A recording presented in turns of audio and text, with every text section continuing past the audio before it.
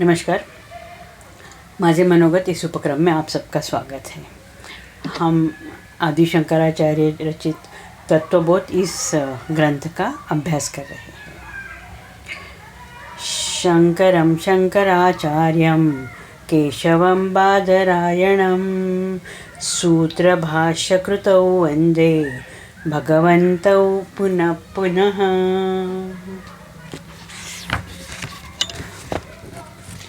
मंगलाचरण करने के बाद आदि शंकराचार्य तत्वबोध इस ग्रंथ में हमें प्रवेश करवाते हैं।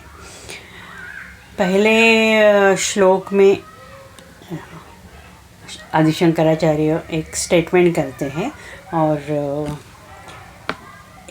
जो साधन चतुष्टय संपन्न अधिकारी है उनके लिए इस तत्व विवेक का हम वर्णन कर रहे हैं और उनके लिए अधिकारी पुरुषों के लिए मोक्ष का साधन स्वरूप क्या है इसके बारे में हम चर्चा कर रहे हैं।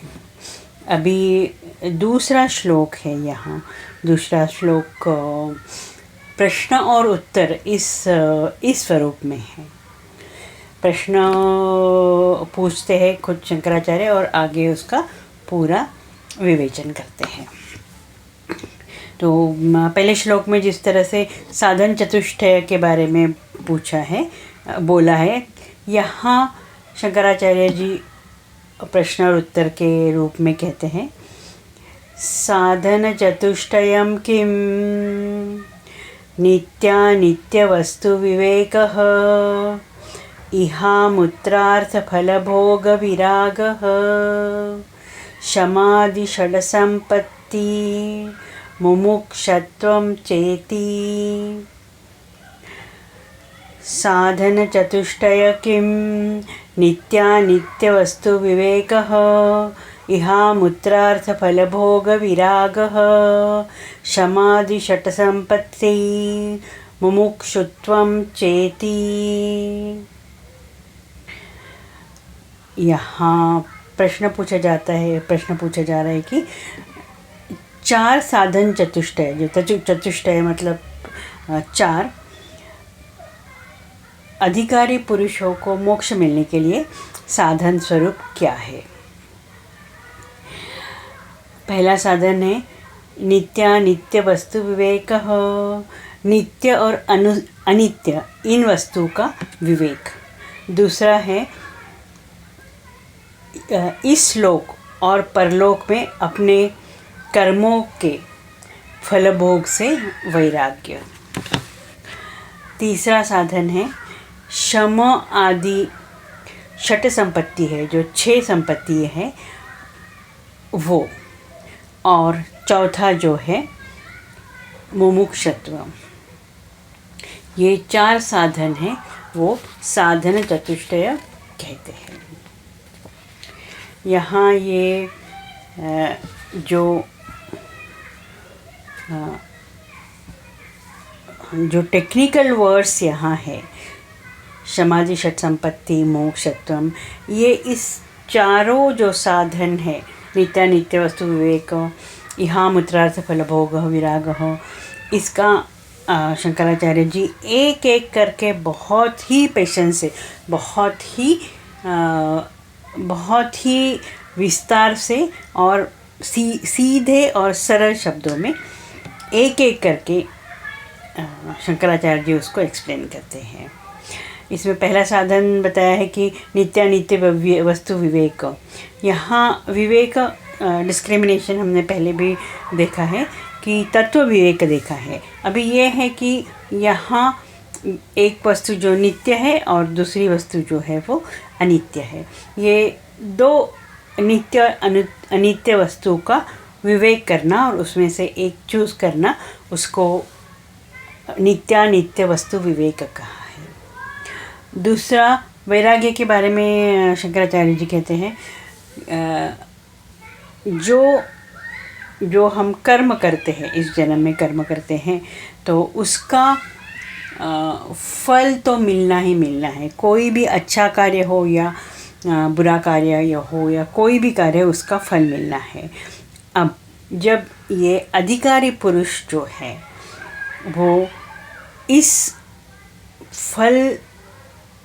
फल उसको मिलता है, उस फल से वो विराग करता है मतलब उससे वैराग्य करता है, उससे दूर रहता है।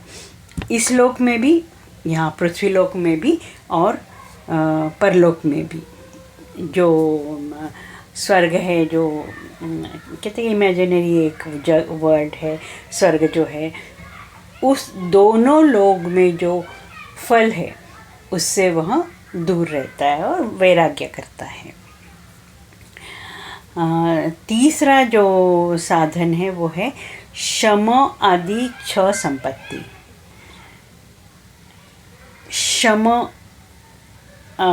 शम के साथ एक 6 संपत्ति है, 6 हम कहेंगे क्वालिटी है, उसको षट संपत्ति कहते हैं। और ये 6 संपत्ति हैं शम, दम, उपरति, तितिक्षा, श्रद्धा और समाधान। अभी ये 6 संपत्ति है। शंकराचार्य जी इस हर एक षट संपत्ति क्या है, शम क्या है, दम क्या है, उपरति क्या है, इसके बारे में एक संपत्ति के बारे में बहुत ही विस्तार से बताते हैं। और जो चौथा साधन है वो है मुमुक्षुत्व। मोक्ष पाने की जो तीव्र इच्छा है, मोक्ष पाने की जो अंदर से इच्छा है, वो अधिकारी पुरुष के लिए एक साधन है। अभी ये चारों साधन के बारे में शंकराचार्य जी आगे एक साधन करके उसका प्रश्न और उत्तर के इसमें बताएंगे ही। यहाँ नित्य अनित्य वस्तु विवेक के बारे में शंकराचार्य जी यहाँ कहते हैं कि नित्य वस्तु और अनित्य वस्तु। तो यहाँ शंकराचार्य जी कहते हैं अनित्य वस्तु जो है वो हमेशा रहती नहीं है, वो कुछ काल बाद वो नष्ट हो जाती है, वो अनित्य है। और नित्य जो है वो तीनों कालों में रहती है, आज, कल, परसों, 100 दिन बाद या सालों बाद भी वह ऐसी ही रहती है, वो नित्य है। तो यहाँ शंकराचार्य जी नित्य जो है, नित्य वस्तु, वो कहते हैं कि नित्य वस्तु है वो ब्रह्म है, और ब्रह्म को छोड़ के बाकी सभी वस्तु जो है अनित्य है। क्योंकि ब्रह्म जो है वो कालातीत है, ब्रह्म जो है वो नित्य है, ब्रह्म जो है वो अविकारी है, इसके लिए ब्रह्म जो है वो नित्य है। और बाकी ब्रह्म छोड़ के कोई भी वस्तु, कोई भी चीज़, कोई भी मनुष्य, कोई भी देवता, सब अनित्य है, क्योंकि उनका कभी ना कभी नाश होने वाला है। यहाँ शंकराचार्य जी कहते हैं कि ये नित्य और अनित्य, ये 2 वस्तु है, और ये 2 वस्तु में से नित्य वस्तु को चूज़ करना ये विवेक है, ये विवेक है। अभी दूसरा जो है, इस लोक में या परलोक में जो फल है, कर्म के फल है, उससे दूर रहना, उससे वैराग्य है, उससे विराग करना है, ये दूसरा साधन है अधिकारी के लिए। अभी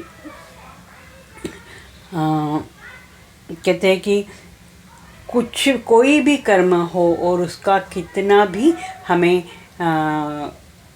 अच्छा फल मिले, सकाम फल मिले, लेकिन वो कर्म का जो फल है वो भी कभी ना कभी नष्ट होने वाला है।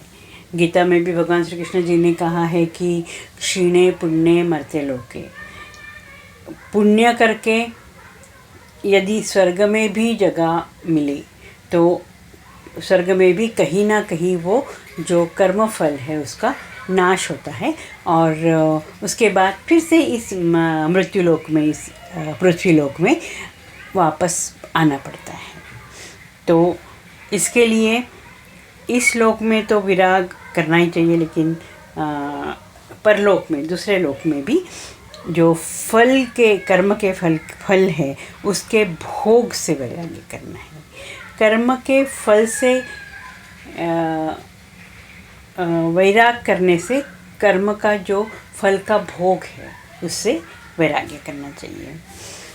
और यहाँ शम, तीसरा जो है शम दम उपरति तितिक्षा श्रद्धा और समाधान, ये 6 जो संपत्तियाँ हैं वो जो 6 षट संपत्ति है, ये षट संपत्ति को प्राप्त करना, इस षट संपत्ति के लिए, ये 6 संपत्ति के लिए कार्य करना, कर्म करना, प्रयत्न करना, यही मनुष्य जीवन का एक गोल होना चाहिए। और ये जिसको षट संपत्ति जिसको मिल गई वह अधिकारी पुरुष कहलाता है। मुमुक्षत्वम, मोक्ष के लिए